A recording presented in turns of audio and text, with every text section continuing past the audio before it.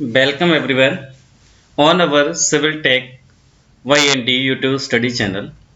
Here we will provide best 100 plus previous year objective questions of highway engineering. This is part third. It is very helpful for all civil competitive exams. It is presented by myself Dev sir. जैसा कि सभी viewers जानते हैं, हमारे civil tech by ND YouTube study channel पर आपको civil से related जितने भी सारे सब्जेक्ट हैं उनके सेपरेट एमसीक्यूज प्रोवाइड किए जा रहे हैं। जैसा कि अभी हाईवे इंजीनियरिंग का पार्ट थर्ड है, इसमें हमने पार्ट 1 और 2 ऑलरेडी डिस्कस कर लिया है। पार्ट थर्ड है अभी हम इसको 100 plus previous year objective series मान करके सॉल्व कराते रहे हैं। आने वाले समय पे हम 500 plus previous year objective questions की सीरीज भी स्टार्ट कराने जा रहे हैं। तो आप सभी लोगों का सपोर्ट बेहद जरूरी है। आप हमारे चैनल को सब्सक्राइब करें, लाइक करें, शेयर करें और कमेंट करें। अगर कोई आपका सजेशन है, कोई राय है तो वो भी हमें बताएं, जिससे हम और बेस्ट कर सकते हैं। और आप हमारे चैनल को जितने भी सिविल एस्पिरेंट है, यहाँ पे जो भी आपके कॉम्पिटिटिव एग्जाम्स की प्रिपरेशन कर रहे हैं, सिविल से रिलेटेड जितने भी कॉम्पिटिटर जो कॉम्पिटिशन की तैयारी कर रहे हैं, उन तक हमारे वीडियो को पहुँचाएँ और जिससे क्या है कि उनको भी बेनिफिट ज़्यादा से ज़्यादा हो सके। और अगर कोई डिप्लोमा होल्डर्स है या फिर कोई इंटर ग्रेजुएट या फिर आपका आफ्टर ग्रेजुएट या फिर कोई डिप्लोमा वाला है तो उसको भी हमारे वीडियो को वहाँ तक भी पहुँचाएं, जिससे उनको भी फायदा हो सके। सो चलिए स्टार्ट करते हैं। Question number 1, in case of multiple lane overtaking is generally permitted. देखिए क्वेश्चन कह रहा है कि अगर आप किसी भी रोड पर देख रहे हैं, यहाँ पर क्या है, आपको मल्टीपल लेन मिल रही है। कैसी है? मल्टीपल लेन है। मान लीजिए मोर देन, बेसिकली यहाँ पर क्या है, मोर देन 2 या मोर देन 3, बेसिकली आपको नंबर ऑफ लेन्स काफी लेन है यहाँ पर। इस तरह से मान लीजिए कोई हाईवे, यहाँ पर डिफरेंट लेन है, ये आपको दिखाई दे रही है, लेन है, राइट। यहाँ क्या है, कोई भी आपको लेन देखने को मिल रही है। तो जनरली क्या होता है कि अगर हम ओवरटेकिंग करते हैं, तो भाई व्हीकल आप ओवरटेक करते हैं, तो ओवरटेकिंग करते हैं तो किस साइड से करते हैं? क्या फ्रॉम राइट करते हैं या फ्रॉम लेफ्ट करेंगे या from both side, right and left दोनों साइड से कर सकते हैं, या फिर नॉट एट ऑल, कहीं भी आप नहीं कर सकते ओवरटेक। तो जरूर ध्यान रखिएगा, in case of multiple lane you can overtake the vehicle from both sides as well as right और एज वेल एज लेफ्ट। जैसा आप चाहें, जिस भी साइड से चाहें, लेफ्ट और राइट से आप क्या कर सकते हैं, ओवरटेक कर सकते हैं व्हीकल को, only in case of a multiple lane, right. So option C is the correct answer of question number 1। Next question number 2, if degree of a road curve is defined by assuming the standard length of an arc as 30 metre. मान लीजिए कोई आपको generally आपने देखा होगा कि कोई road की डिग्री कर्व निकालने के लिए बेसिकली क्या है, उसकी डिग्री है, जैसे डेल्टा से नोट करते हैं, राइट, या फिर डी से नोट कर देते हैं। बहुत सारे आपने देखा होगा डी से नोट कर देते हैं कभी कभी इस फॉर्मूले को। तो जनरली हम बात करते हैं किसके लिए, 30 मीटर चेन के लिए। कोई 30 मीटर की अगर रेंज में आप देख रहे हैं 1 डिग्री कर्व है, तो फॉर्मूला आपका होता है 1719 अपॉन आर। आपका आर का वैल्यू क्या रखा है 1, तो इसको अगर देखेंगे तो ये आपका 1 है। मान लीजिए 1719 अपॉन क्या आएगा आपका 1। तो इसका मतलब क्या आ जाएगा, ये आपका जो डिग्री है, बेसिकली इसका जो आंसर आ जाएगा वो कितना आएगा, 1719 in case of only 30 metre से।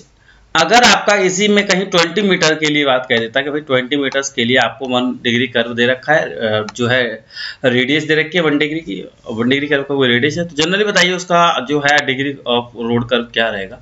वो भी जो है 30 मीटर्स के 20 मीटर्स के लिए कह रहा है। अगर 20 मीटर्स के लिए कह रहा है जनरली, तो हम लोग क्या करेंगे, उसके लिए फॉर्मूला डिफरेंट होता है। वहां पर हम फॉर्मूला देखते हैं कि d इज इक्वल टू, या फिर delta is equal to degree, it means that is equal to, इसके जो इक्वल हम लोग देखते हैं, इसके इक्वल में होगा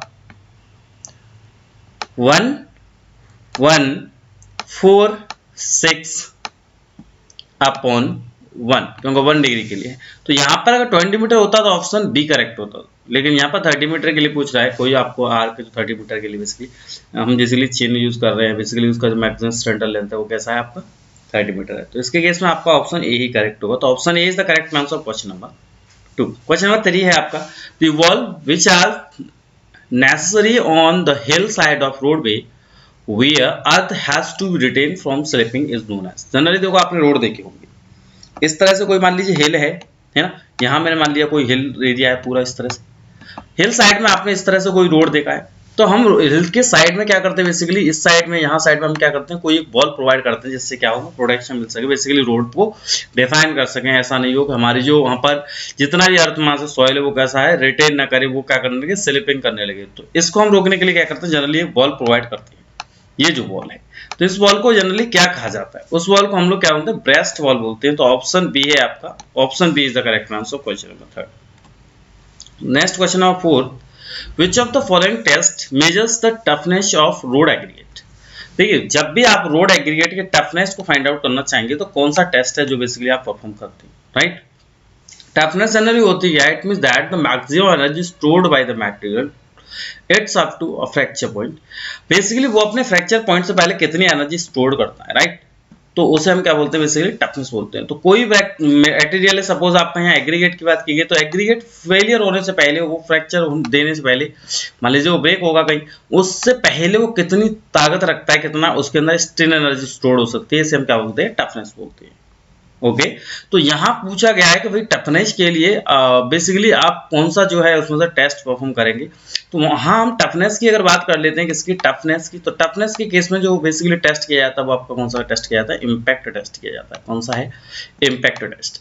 अगर हार्डनेस की बात होती है तो हार्डनेस के लिए हम जनरली कौन सा टेस्ट करते हैं, लॉस एंजल्स टेस्ट करते हैं, एवरेशन टेस्ट बोलते हैं उसे, राइट। तो यहाँ टफनेस निकालनी, तो टफनेस के लिए आपका ऑप्शन जो है सी, इम्पैक्ट टेस्ट करेक्ट हो जाएगा। तो option C is the correct answer of question number 4। Question number 5, the gradients of trace cuts for hilly roads are kept. Generally जो ग्रेडियंट है, मान लीजिए ग्रेडियंट की बात हो रही है, जो कैसा है आपका ट्रेस कट है फॉर हिली रोड के लिए, जनरली कैसा रखा जाता है, किस तरह का उसका रेंज है। तो generally it is provide 10 to 20% easier than ruling gradient.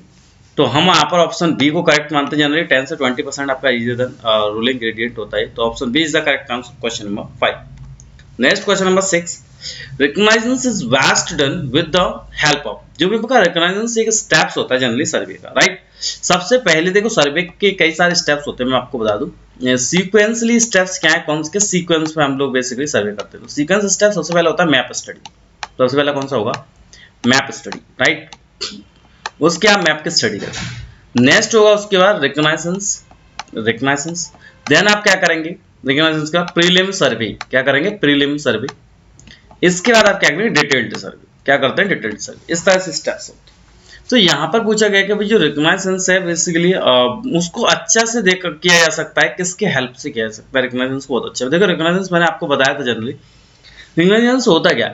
देखो रिकॉग्निजेंस की अगर बात करेंगे, that is the procedure to observe the reality of the location by experienced holder persons or chief engineers of also। Generally कोई chief engineer है या फिर कोई एक्सपीरियंस पर्सन है, उसके द्वारा किसी भी ग्राउंड की रियलिटी को देख लेना, वहां पर जाकर के ये पता करना उसकी आइडेंटिफिकेशन लोकेशन क्या है, उसकी मार्क लेवल क्या है, वहां पर एचएफएल क्या है। जनरली आपकी कोई कैनाल नियर बाई तो नहीं है, कहीं कोई रिवर नियर बाई तो नहीं है, कहीं कोई गैस पाइपलाइन फ्लूड लाइन तो नहीं है ना। उससे नियर बाई जितनी भी लोकेलिटी है, कितनी कनेक्टिविटी है, ये सारी चीजों को हम बेसिकली गैदर करते हैं, वहां पर क्या करते हैं, कलेक्ट करते हैं, चीजों को नोट करके लाते हैं। तो ये जो हमारा होता है रिकॉग्निजेंस स्टेप्स होता है, जिससे क्या होता है, ऑब्जर्व करते हैं बाय द न्यूड आइज। आप अपनी आंखों से वहां पर कोई बिना किसी मशीन के आप क्या करेंगे, जनरली चीजों को नोट करेंगे, मार्क कर लेंगे, राइट। तो जनरली इसको सबसे बेस्ट जो किया जाता है वो किया जाता है by using aerial photogrammetric survey, right. तो आप एरियल फोटोग्रामेट्री अगर कर रहे हैं, आप उस सर्वे के थ्रू हम लोग क्या कर सकते हैं, सबसे बेस्ट या फिर कहें उसके हेल्प से बेस्ट किया जा सकता है। तो option A is the correct answer question number 6। Question number 7, a gradient along which the vehicle does not require any tractive efforts to maintain a specified speed is known as। देखिए ऐसा कौन सा gradient है, हम बात कर रहे हैं व्हीकल के लिए, ऐसा कौन सा ग्रेडियंट है जहां पर व्हीकल को किसी भी ट्रैक्टिव एफर्ट की नीड नहीं होती। वो क्या करता है, आप मिनिमम स्पीड पर भी क्या कर सकता है, इजीली मूव कर जाएगा। तो ऐसा जो ग्रेडियंट होता है उसको हम बोलते हैं फ्लोटिंग ग्रेडियंट, राइट। क्या बोलेंगे, floating gradient, because there is no tractive effort required by the vehicle, right। So option C is the correct answer question number 7। Question number 8, if the group index value of subgrade is between 5 and 9 then the subgrade is treated as। देखिए subgrade होता है उसके लिए आपकी group index की value पूछेगी, इसके लिए formula होता है। जनरली बेसिकली बात करते हैं सबग्रेड होता क्या है। तो देखिए कहीं ना कहीं रोड हम बनाते हैं, सबसे पहले जो सॉइल को हम स्क्रैप करके या कहीं सरफेस को ड्रेस अप कर देते हैं। बेसिकली जो सरफेस है, कहीं अनवांटेड थिंग्स होंगे, डिटीरियस मटेरियल होंगे, उसको हम क्या करते हैं, रिमूव कर देंगे। तो ये जो है सबसे लोअर पार्ट आपका जो कहें सबसे लोअरेस्ट पार्ट होगा आपके रोड का, उसे हम क्या बोलते हैं, सब ग्रेड बोलते हैं, जो कि सॉइल मास है यहाँ पर, राइट। तो जनरली अगर हम उसकी ग्रुप इंडेक्स की बात करें, वैल्यू बेसिकली इसकी वैल्यू जो है 0 से 20 के बीच में लाई करती है। अगर वैल्यू आपकी 5 एंड 9 है, इनके बीच में, बिटवीन 5 एंड 9, तो जनरली वो कैसा होगा, पुअर होगा। उसका जो इंडेक्स होगा वो, उसका वैल्यू अगर 5 to 9 है तो हम कहेंगे कि जो हमारा सब ग्रेड है उसे ट्रीट एज अ पुअर करेंगे। So they are required the treatment of the subgrade, right, because you want to increase the strength of the subgrade. So यहाँ पर ऑप्शन सी ही सही होगा, वो कैसा होगा, पुअर होगा, right. Option 9, question number 9, question number 9 देखते हैं। In case of a single lane, देखिए in case of single lane की बात हो रही है, कैसे लेन की, in case of single lane. तो सिंगल लेन रोड केस में ओवरटेकिंग इज जनरली परमिटेड। अभी तो मल्टीपल लेन की बात है, तो मैंने बताया था इन case of multiple lane from both side overtaking from both side allowed है। बोथ साइड आप राइट और राइट किसी भी साइड से, लेफ्ट या राइट से आप क्या कर सकते हो, ओवरटेकिंग कर सकते हैं, राइट। अगर आपने देखा कि भाई आपका जो जनरली सिंगल लेन रोड है, तो सिंगल लेन रोड के लिए आपकी जो परमिशन है ओवरटेक करने के लिए, जनरली अकॉर्डिंग टू आईआरसी जो रूल्स है उसके अकॉर्डिंग आप जो व्हीकल को ओवरटेक कर सकते हैं ओनली फ्रॉम राइट साइड कर सकते हैं, राइट। तो यहाँ पर ऑप्शन आपका ए सही है, from right side, right. Next question, question number 10, setting out of lemniscate transitions curve is done with. Generally जो लैम्स्केट ट्रांजिशन कर्व होते हैं, ट्रांजिशन कर्व का एक बेसिकली टाइप है लैम्स्केट का। बेसिकली ट्रांजिशन जो कर्व होते हैं कई प्रकार के होते हैं, जिस तरह से क्लॉथॉइड स्पाइरल है ना, cubic parabola, cubic spiral, clothoid spiral, lemniscate curve, इस तरह के उसके कई सारे टाइप्स हैं। बेसिकली 3 टाइप्स का होता है। तो लैम्स्केट ट्रांजिशन कर्व की बात हो रही है, तो उसको setting out is done with किसके साथ बेसिकली सेटिंग आउट करते हैं, उसको राइट एंगल प्रोवाइड करते हैं। तो इसके लिए बेसिकली हम देखते हैं उसे पोलर डिफ्लेक्शन एंगल्स, बेसिकली क्या होता है उसे डन करते हैं with the polar deflection angles. So option C is the correct answer question number 10। Question number 11, question number 11 को देखते हैं। The headlight of vehicle should be such that it's lower beam illuminate object at. देखिए अगर कोई vehicle है उसके लिए lower beam का मतलब होता है, वो भी लोअर बीम लाइट की बात करते हैं। इसका मतलब क्या है, उसका जो लाइट का फोकस है, बेसिकली उसका जो फोकस है वो कहाँ तक है, आपकी जो रोड जो व्हीकल है उसकी हेडलाइट है उसका फोकस जनरली कहाँ तक है, वो लोअर बीम है या हायर बीम है या फिर कहीं मिडिल बीम में, जनरली कि आप मिनिमम जो है विजिबिलिटी पर या कहीं मिनिमम अब अगर आप अपनी लाइट को बेसिकली डिम पर रख रहे हैं आप हेडलाइट को, तो उसके केस में भी क्या हो, कितनी दूरी तक वो किसी भी ऑब्जेक्ट को इल्यूमिनेट कर देगी, कितनी दूरी, मिनिमम कितनी दूरी का आपको ऑब्जेक्ट बेसिकली दिखने लगेगा आपको। तो लोअर बीम जो लाइट का फोकस होता है वो जनरली कितना होता है, 30 मीटर होता है। तो हम जनरली कहेंगे कि अगर कोई आपका व्हीकल है उसकी मिनिमम आपने लाइट दे रखी है, मिनिमम हेडलाइट को मिनिमम पे कर रखा है, तो उसके केस में भी 30 मीटर तक की रेंज आपको दिखा सकती है, राइट। तो option C is the correct answer question number 11। Maximum 120 metre तक होता है, अगर हायर बीम है तो वहाँ 120 मीटर तक आपको फोकस होगी, आप किसी भी ऑब्जेक्ट को देख सकते हैं इसे, राइट। तो ऑप्शन सी इसके अकॉर्डिंग ही आप सही है, तो option C is the correct answer question number 11। Next question number 12, which of the following represent a carpet of sand bitumen mix without coarse aggregate। देखिए जनरली जो आपका carpet sand bitumen basically mix किया जाता है without कोज aggregate, generally basically उसके reference पर कौन सा पॉइंट चाहिए यहाँ पर, तो यहाँ पे है rate change of radial acceleration, right. यहाँ पर है rate of change of super elevation. तो बोथ के केस में बेसिकली क्या होता है, रिप्रेजेंट करता है वो कारपेट को। तो यहाँ पर हम बेसिकली देख रहे हैं कि option C both A and B is the correct answer question number 12, right. Next question number 13. If L is the length of the moving vehicle and R is the radius of the curve, the extra mechanical width V to be provided on the horizontal curve। देखिए जो extra widening होती है दो तरह की होती है, एक साइकोलॉजिकल वाइडनिंग होती है और आपकी एक मैकेनिकल वाइडनिंग होती है। Formula NL square upon 2R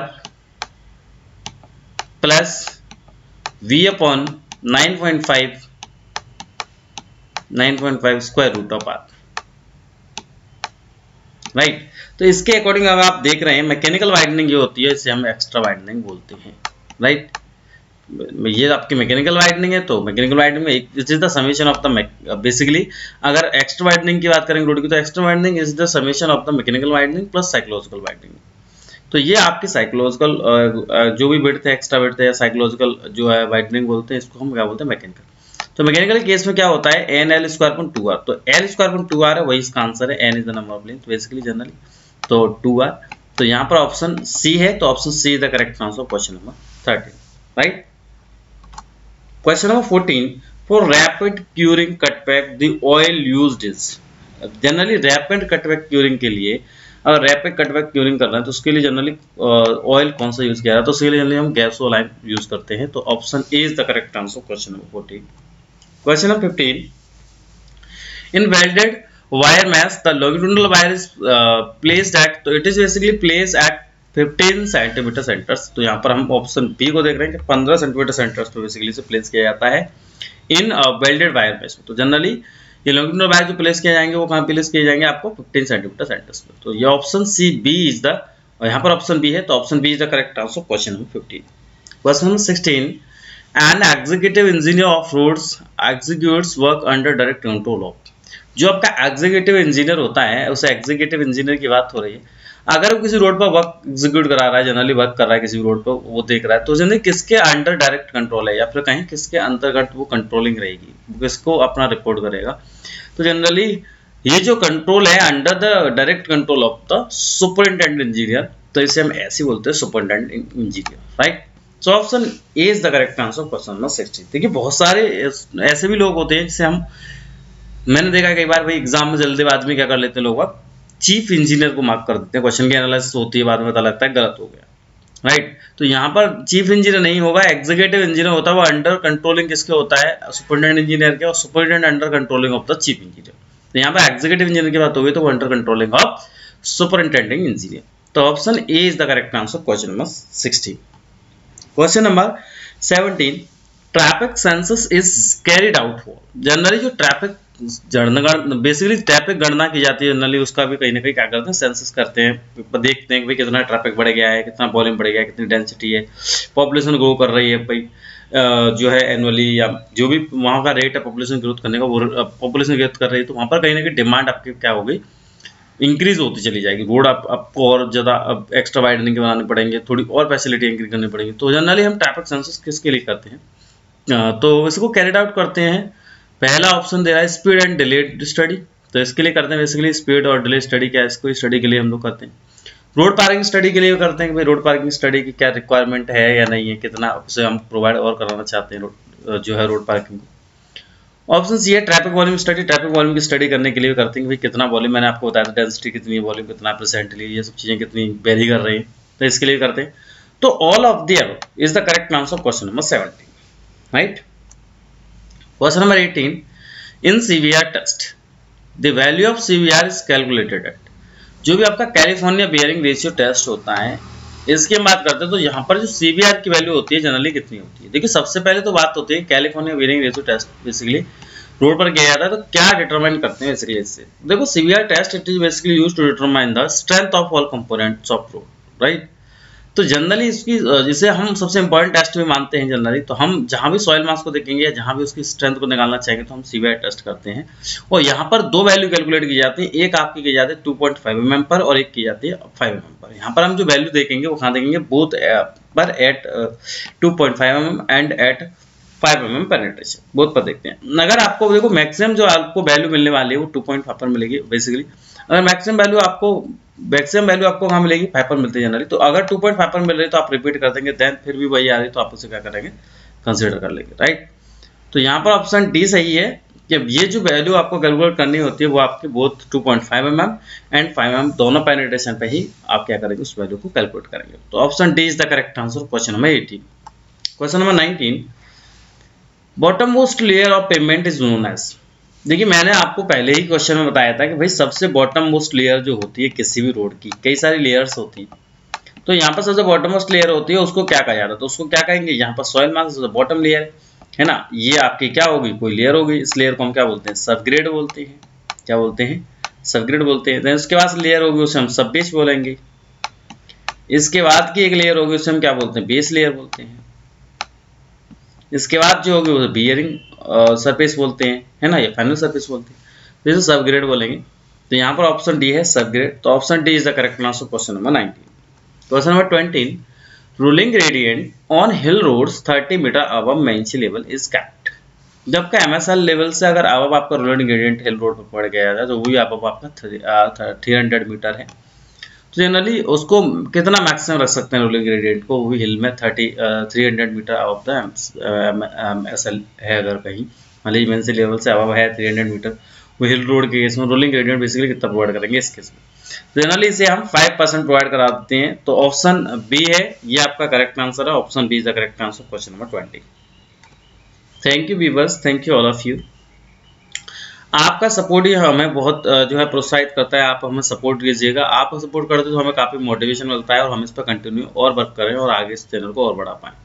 तो हम आपसे यही अपेक्षा करते हैं कि आप हमारे चैनल को सब्सक्राइब करें, लाइक करें और शेयर करें और कमेंट करें। अगर किसी भी तरह की कोई क्वेरी है तो आप हमें बताएं, क्या राय है आपकी, क्या आपका जो है मशवरा है, क्या सलाह देना चाहते हैं।